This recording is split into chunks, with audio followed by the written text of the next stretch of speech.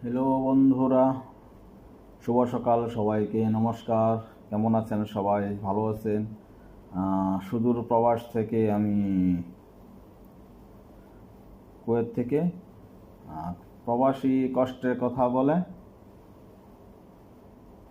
আগামীকাল সোমবার, আগামীকাল সোমবার 24 তারিখ, বাংলাদেশ সময় রাত 9টা, বাংলাদেশ সময় রাত 9টা প্রবাসী কষ্টের কথা বলে সোশ্যাল মিডিয়াতে টক শো থাকবে, লাইভ শো থাকবে প্রবাসীদের নিয়ে।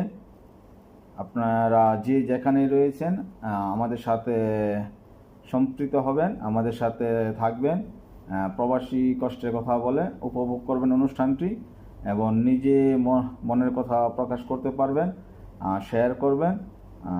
আপনি চাইলে